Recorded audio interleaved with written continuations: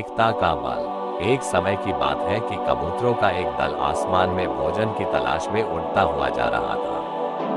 गलती से वह दल भटककर ऐसे प्रदेश के ऊपर से गुजरा जहां भयंकर अकाल पड़ा था।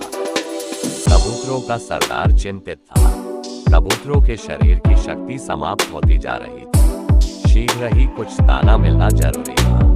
दल का युवा कबूतर सबसे नीचे उड़ रहा था। भोजन नजर आने पर उसे ही बाकी दल को सूचित करना था। बहुत समय उड़ने के बाद कहीं वह सूखाग्रस्त क्षेत्र से बाहर आया। नीचे हरियाली नजर आने लगी तो भोजन मिलने की उम्मीद बनी। युवा कबूतर और नीचे उड़ान भरने लगा। तभी उसे नीचे खेत में बहुत सारा अन्न बिखरा नजर आया। चाचा, नीचे एक खेत में बहुत सारा दाना बिखरा पड़ा है, हम सबका पेट भर जाएगा। सरदार ने सूचना पाते ही कबूतरों को नीचे उतरकर खेत में बिखरा दाना चुनने का आदेश दिया। सारा दल नीचे उतरा और दाना चुनने लगा। वास्तव में वह दाना पक्षी पकड़ने वाले एक बल्लिए ने बिखेर रखा था। ऊपर खेत पर तना था उसका जाल।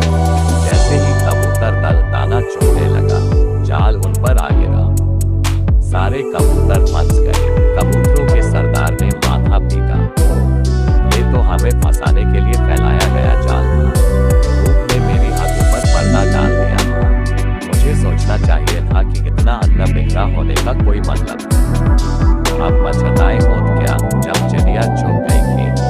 एक कबूतर रोने लगा, हम सब मारे जाएंगे। बाकी कबूतर तो हिम्मत हार बैठे थे, पर सरदार गहरी सोच में डूबा था। एकाएक उसने कहा, सुनो, जाल मजबूत है ये ठीक है, पर इसमें इतनी भी शक्ति नहीं कि एकता की शक्ति को हरा सके। हम अपनी सारी शक्ति को जोड़े तो मौत के मुंह में जाने से बच सकते हैं। युवा कबूतर घबराया। चाचा, साफ साफ बताओ तुम क्या कहना चाहते हो? जाल ने हमें तोड़ रखा है, शक्ति कैसे जोड़े? सरदार बोला, तुम सब जोर से जाल को पकड़ो, फिर जब मैं बोल कहूं तो एक साथ जोर लगाकर उड़ना। सबने ऐसा ही किया। तभी जाल बिछाने माना। पहेलियां आता नजर आया। जाल में कबूतर को फंसाते उसकी आंखें चमकी। हाथ में पका डंडा उसने मजबूती से पका व जाल की ओर दौड़ा। पहेलिया जाल से कुछ ही दूर था कि कबूतरों का सरदार उतरा। सारे कबूतर एक साथ जोर लगाकर उड़े तो जाल हवा में ऊपर उठा और सारे कबूतर जाल को लेकर ही उड़ने लगे। कबूतरों को जाल सहित उड़ते देखकर पहेलिया अवाक रह गया। कुछ संभला तो जाल के पीछे दौड़ने लगा।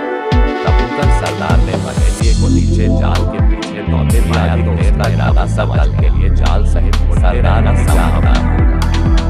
पर सरदार के पास इसका उपाय था। निकट ही एक पहाड़ पर दिल बनाकर उसका एक चूहा मित्र रहता था। सरदार ने कबूतरों को तेजी से उस पहाड़ की ओर उड़ने का आदेश दिया। पहाड़ पर पहुंचते ही सरदार का संकेत